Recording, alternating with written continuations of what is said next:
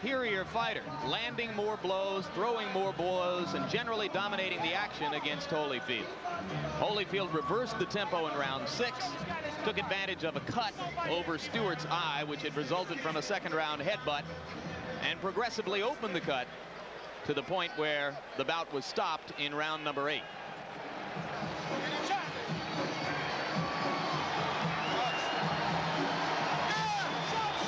And there you hear a roar, which means that here comes Mike Tyson. It's a tribute to Tyson, incidentally, that despite what happened in Tokyo, he has filled this building with about 16,000 people. Aren't many fighters out there who can do that. Certainly no non-champions. Indeed, Mike will tell you in no uncertain terms that he's still the main man in the heavyweight division where ticket sales are concerned. He suggests that neither Holyfield nor Foreman, and certainly not Razor Ruddock, could ever dream of selling as many tickets or as many pay-per-view subscriptions for a fight as can well, he's Mike likely Tyson. to be proven wrong on that when Holyfield does fight Foreman. But suffice to say, he is still a major attraction. Ringside seats here, incidentally, are just $400, a fraction of what they've been in the past for him. There are some consequences to losing. Tyson's last fight, 2 minutes and 47 seconds against Henry Tillman, the man who had beaten him twice back in the amateur ranks. In that mob surrounding Mike are all 3 of the trainers now enlisted in Team Tyson: Aaron Snowell, Richie Giacchetti, whom you'll remember from his long tour of duty with Larry Holmes, and Jay Bright. The 3 of them nestled just behind the fighter as they make their way toward the ring. It looks like a T formation with a flanker, Jim. That's right. Mike's playing quarterback. Aaron and Richie are the halfbacks, and Jay Bright is dropping back as a fullback into a sort of short punt formation at this point. Now Mike will emerge into the ring where most of the crowd will get its first look at it.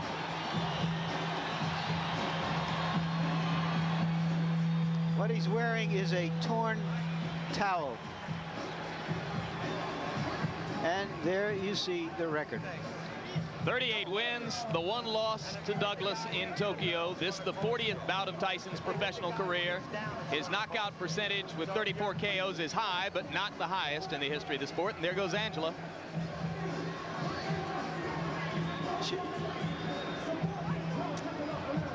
Tyson looks a little fitter. I like Mike Tyson when he looks small, when he looks like a big middleweight or a light heavyweight. So let's take a look at the tail of the tape. And you can see that the big disparity there is in height. Stewart 4 inches taller than his opponent. He has an 8-inch reach advantage. Tyson at 217 3/4 looks to most observers here to be splendidly trained, in terrific shape. And the punch stat numbers, there you see what Tyson did against Douglas. But look what Stewart did against Holyfield. 81 punches around, an amazing number of punches for a heavyweight. Rules for the bout, New Jersey's rules. 3 judges scoring the fight, 10-point must system, standing 8 count in effect, 3 knockdown rule in effect. Neither fighter can be saved by the bell. So right now let's go up to the ring announcer, Michael Buffer, for the pre-fight introduction.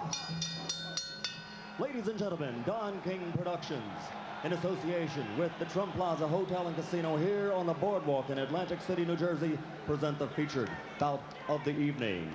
In attendance here at ringside tonight, ladies and gentlemen, our host, a man who's brought 50 championship bouts to Atlantic City in the last 4 years, Mr. Donald J. Trump. And in the ring at this time, the promoter for tonight's great event, and many others through the years around the world, Mr. Don King. This bout is sanctioned by the New Jersey State Athletic Control Board. All the officials shall remain the same except the judges assigned at ringside. For this bout, they are John Stewart, Rocky Castellani, and Eugene Grant. And now, ladies and gentlemen, from the Trump Plaza Hotel and Casino on the boardwalk in Atlantic City, New Jersey, let's get ready to rumble! 10 rounds of boxing in the heavyweight division. The referee for this bout is Frank Cappuccino. Introducing first, fighting out of the blue corner, wearing the black trunks with gold trim. He weighed in at an even 218 pounds. He's originally from England, but now lives and fights out of Brooklyn, New York. His professional record, an unbelievable one, 26 victories, all 26 by knockout, only one defeat. He's the number 4 ranked heavyweight in the world. Ladies and gentlemen, Alex the Destroyer Stewart.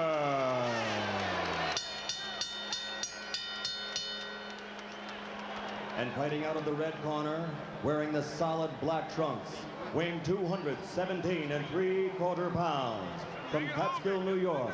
Also an unbelievable record, 38 victories, 34 by KO, only one defeat. He's the number 1 ranked heavyweight in the world. Ladies and gentlemen, the former heavyweight champion of the world, Iron Mike Tyson.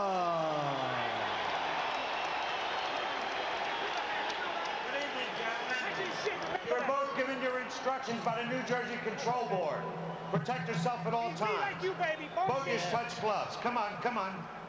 Come on, baby. That's right, baby. The question, as in all Tyson fights, can the opponent maintain his poise in the face of Tyson's quickness and menace?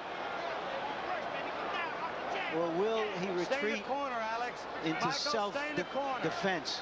Stay in the corner, Michael. Stewart has stated categorically that he knows he needs to keep throwing punches to try to keep Tyson occupied. If he stops throwing, he'll be dead. Tyson lands a right and another. This could be quick. I was afraid of a 30-second soundbite. You all right, man? Okay, let's go. Remember, Stewart never went down against Evander Holyfield.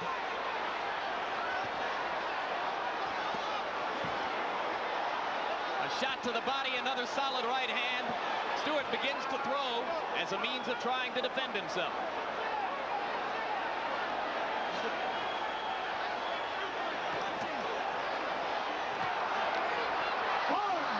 That'll be called a slip. And Mike is a little wild as he goes for the kill. A good right hand that hurt Stewart again, but Stewart is still upright.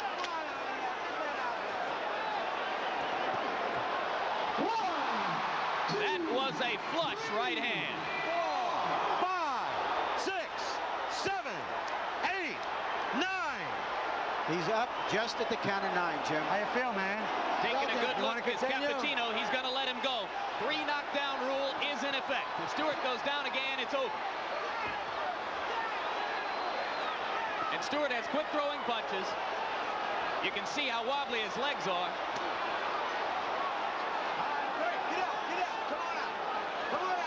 If he makes it through 1 minute and 20, it'll be a small miracle. Let him go, come on. Stop punching. That was a worthwhile grab.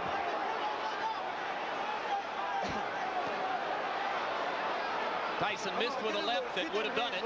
He's very calculating now, Tyson. 2 more right hands land. All right, Alex, let him out, Alex. Stewart must land something, or else it's just a question of a few seconds. That'll do it. 4, 5, 6, They're 7. forgetting that the 3 8. knockdown rule is in effect. That's it. This fight is over. Well, Stewart said that Tyson was a mountain he had to climb. He just got knocked off that mountain. He just didn't have the style, Jim, unlike Douglas, to test the vulnerability of Tyson. Yeah, he's not nearly the technician that Douglas was when Douglas was good in Tokyo. Early in the fight, Douglas tied Tyson up. He used his jab. He survived and then and determined the pace of the fight.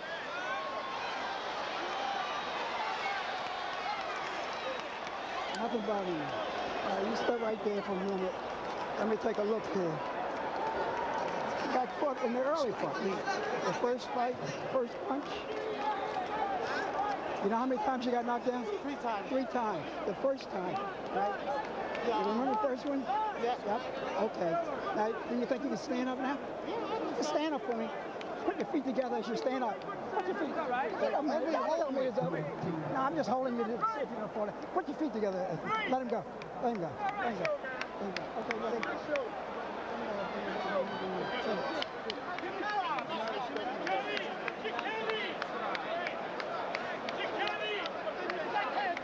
And here's the first of the 3 knockdowns.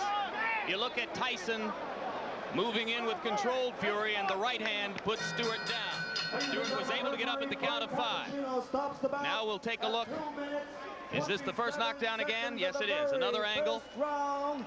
The right hand to the top of the head was the one that put Alex down. That knockdown occurred within the first 10 seconds of the round.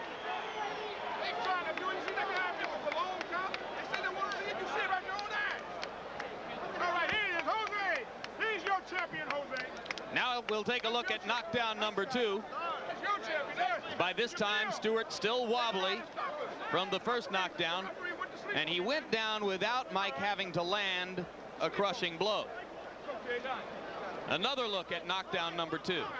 And you can see that the right hand simply glanced off the top of Stewart's head, but it was enough to put down a very wobbly fighter at that point. And now here's a third look at that same knockdown, knockdown number 2. The left to set it up, the glancing right off the top of the head. And Stewart down for the second time in the round. Still more than 1:40 seconds remained in the round at that point. And with the 3 knockdown rule in effect, it was up to Stewart to try to stay on his feet to make it through round number 1. He was not able to do it. Here's knockdown number 3, which came at 2 minutes 27 seconds of the first round. A right and a left, and that was enough for Alex Stewart. Referee Frank Cappuccino began the count, which was academic at that point because of the 3 knockdown rule. Another look at the third knockdown. Solid left to the side of the head, but by that time it was the accumulation of punishment throughout the round which contributed to Stewart's demise. So Mike Tyson, in his 3 fights in this particular ring, his last 3 fights I should say in this particular ring, has a 91-second knockout, a 93-second knockout, and this one 147 seconds. 3 first down knockouts in his last 3 appearances here in Atlantic City for Tyson. Punch stat statistics for the 1 round in the fight. Tyson threw 46 and landed 21. Stewart given credit for having landed 4 punches. He stopped punching somewhere early in the 2nd minute of the round and simply tried to survive from that point on, with the by now obvious result. So this crowd remains on its feet, almost everyone still here in the arena as they await the official announcement. And we wait to see if well, they've gotten the official announcement. I was looking at replays, and I'm told now that the official announcement has already been made by Michael Buffer. And we wait now to see if we'll get a chance to talk with Mike Tyson about this, the 39th victory of his professional career.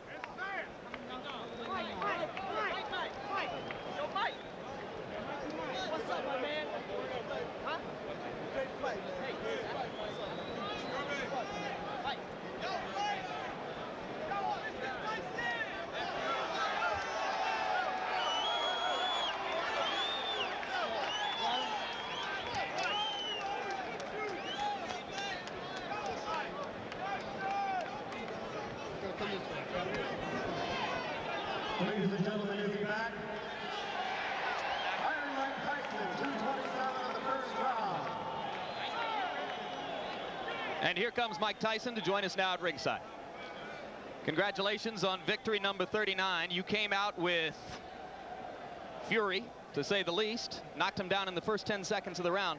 If I can get you to turn toward the camera a little bit, Mike, how important was it to you to score a first-round knockout tonight? Well, I mean, I knew he was a dangerous fighter once he got warmed up.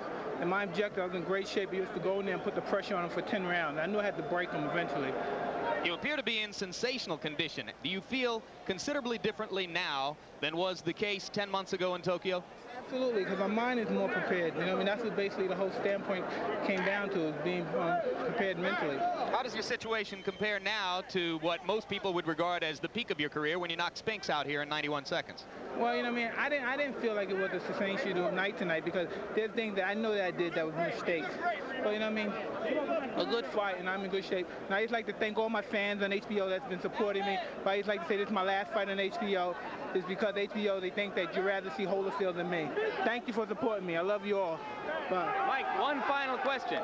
How important at this moment is the coming arbitration with regard to the WBC championship and the possible WBC title fight with Ruddock? Well, it really don't matter, as long as I can fight for the title. I love to fight Ruddock. I want to show everybody he's not the baddest man in the world they once said he is. Would you rather fight the winner of Foreman Holyfield? Excuse me? Would you rather fight the winner of Foreman Holyfield? I would fight anyone, you know what I mean? But I'm fighting for the moment. It looks like Ruddock might be in the wings, and I'm looking forward to fighting Ruddock. Can you elaborate on why you feel you've been treated unfairly by this network, which will state that it has 2 offers on the table for you for long-term deals? I have no comment. I don't want to talk about the company know what they did. And I'd like to say hello to all my troops again that's been supporting me. I'm out of here. We've enjoyed covering you. Thank you very much. We don't negotiate on the air.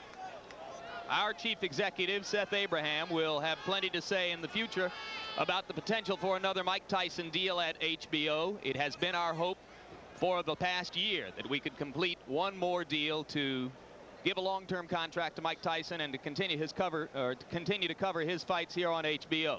But there'll be no negotiation on the air. That will take place between Don King and Seth Abraham. We're grateful that Mike was willing tonight to come and speak to us at ringside in the midst of what is, quite candidly, a frosty period between us and him and his promoter, Don King. So Mike Tyson has the 39th victory of his career, the 19th